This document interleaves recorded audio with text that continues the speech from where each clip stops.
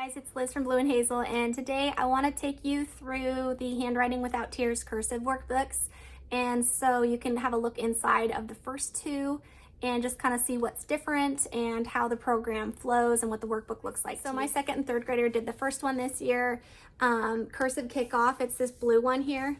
And then I just got in the mail our next one, which is called Cursive Handwriting.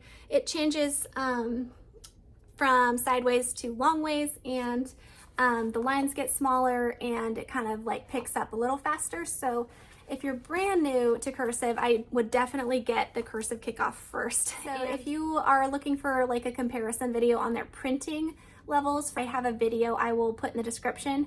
Be sure to check that out if you are not wanting to start cursive quite yet or have younger kiddos. But that will just give you a really thorough comparison of what's inside of those three. If you enjoyed this video, please be sure to give it a thumbs up and do subscribe for more homeschool videos. Let's take a look inside of the two cursive workbooks I have here. Okay, so first thing I wanted to show you in here, and you'll have the table of contents if you want to look inside. I'll show you that.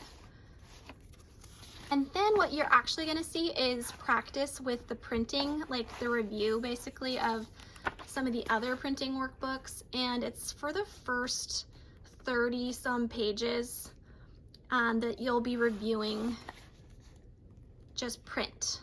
So that was kind of surprising to me at first. Then page 30, we get to our very first look at cursive. Now they start with the magic C, and then already by the second page they're combining the first two letters here. Then they're doing more of the magic C letters. You can see a lot of cursive letters. They'll practice using that letter, combining it with some of the other letters that they've used already up to this point.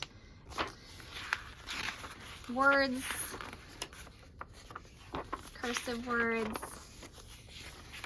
I generally have my kids do one sheet at a time, and that just keeps it really easy and really simple. Sometimes I'll ask them to do 2 days at a time if it's just too little in one day, but usually 5 to 10 minutes, and then they're done with handwriting for the day. So here you're copying words. Here you are asked to translate into cursive without having seen it in cursive. Copy the sentences here. Write the words in cursive. More letters. Copying the sentences says O and W are written for you. And then tricky connections, the O and the W that have that little tail up high.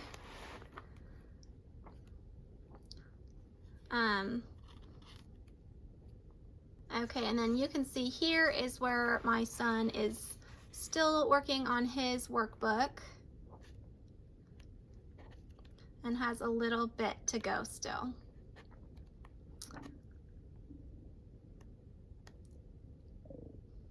So you see some sentences, you see some words, you also see a little bit of just language arts in here where they're being introduced to things like nouns, singular nouns, plural nouns. They're also being asked to do things like look at the past tense of the word, and then they have this little key right here where they can go see what it would be. Okay, so they'll have to write their own letter, and then a review of numbers at the end of all of the books. Here we have the Cursive Handwriting second book, table of contents for you to peek at. And they start with the magic C review here, then combining two letters in cursive. So we have the letter review, then we have copying the word. Same thing here, writing the T and copying words with T in them, copying sentences. And the lines in this book are pretty small. They usually have the wider line when you're just reviewing how to write the letter, and then the actual handwriting is all small lines.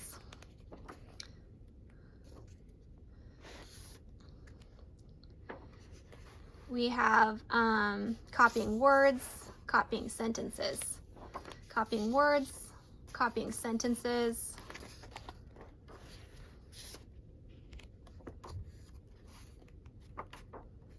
kind of get the feel of how this book works. Copying the words, copying the sentences. Tricky connections.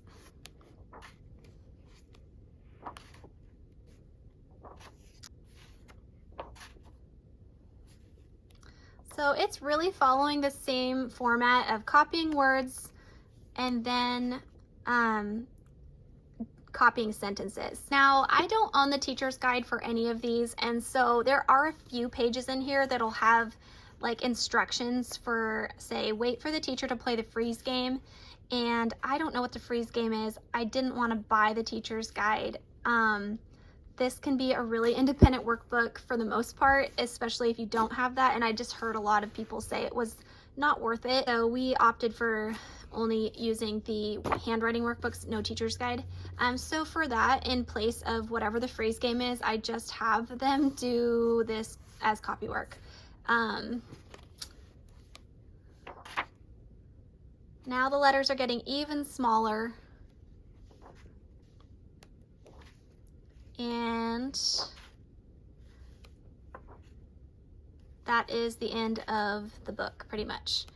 So yeah, just some really basic handwriting cursive practice. And I feel like one of the main ways that I notice it being different than the first book is that the first book starts out with thicker lines, and even the words are written, some of them in thicker lines than even the first pages in here, which pretty much all have smaller lines. Can you see that? Some of the like 3 letters that you might do on letter review have the thicker lines that you see over in this book, but that's it. So you'll have a lot more of the smaller, careful, tiny lines here, and a little bit thicker lines in the first one. There are some of the smaller lines, like you can see here, this is the smaller line already. But in the very first workbook, there's just a lot more of the thicker lines, which I think gives kids a little bit of an advantage when they're learning how to write, to not have all tiny lines, like thicker lines here. If you enjoyed this video, please give it a thumbs up, and be sure to check out my other Handwriting Without Tears video if you have kids that are using the print version.